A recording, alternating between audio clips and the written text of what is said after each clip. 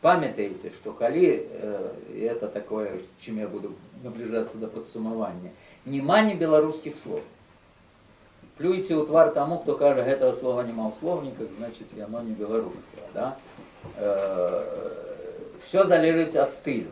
В якім стылі можна ўжыць, в якім стылі можна сказаць фрукты, в якім трэба сказаць садавіна. Да? А в якім яшчэ нешта прыдумаць, плады там, да, дрэваў, ці плады палёў, там, ці плады саду. Да? Значит, гэта залежыць ад стылю. Калі беларус разумее нейкае слово, значит яно мае права існаваць у беларускай мове. Можа где-то быць і овощи.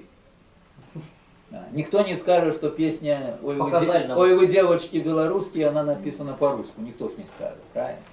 Вот. Показально, як Знаткевич змагался с тем, что у Олышева овощ про больных, якія да, не устаюць. Да, зразумела, да, что штучно было калькаваць да, гародніну, але напружился, придумал кабачок, скажем. Да, кабачок, так. Это спроба пошукаць. Можна штосьці і лепшае знайсці, але менавіта перакладчык павінен такіх выпадках шукаць. Бо однозначно такого няма. Однозначно словник, самый лепший словник не даст, конечно. Тем больше мова меняется.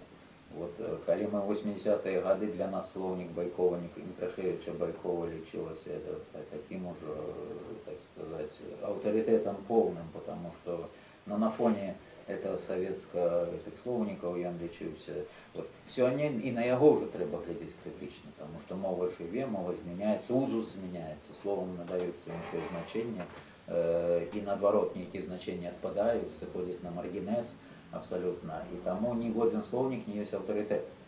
Словник это только певный зафиксованный момент в развитии мовы, и то с помылками, с этими забабонами авторов словника. Вот я сегодня говорил на жюри, что в словниках Института мовознавства, які выпускаються активно апошнія годы по редакції Лукашанца. Вот є слова, які не ненавидите, но їх просто не вже... Великодня нема, ні в одному слові. Да? Повязі нема. Про сподаров я уже не говорю, там, это уже некие политичные там, меркования. Да?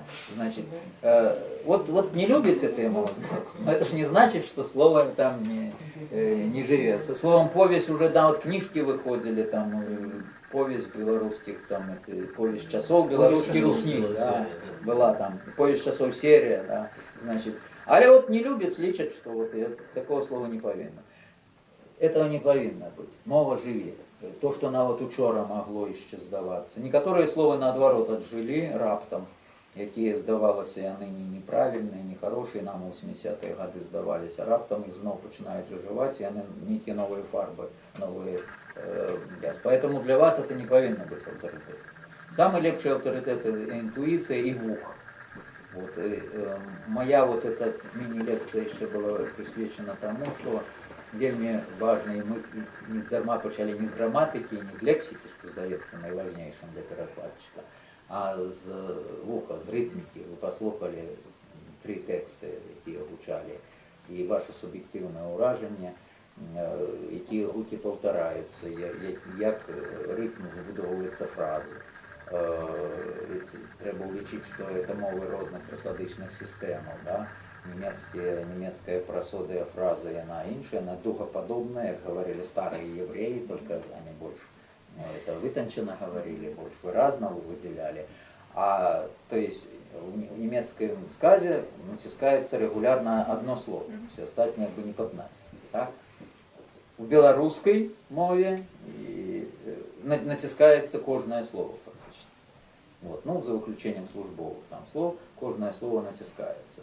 И это знов накладає відбиток на просоду. Фраза, которая здається по-німецьку вонкова довжейшей, і вона гучить скоротійно для нашого вуха. І в ідеалі це треба передати в перекладі. Максимум подовжити цю фразу, щоб вона була. А от придумати некое слово паразит вставить. Это тоже это в идеале. Конечно, коли працуешь над великим текстом, романом, где над этим усім думать ставить, правильно?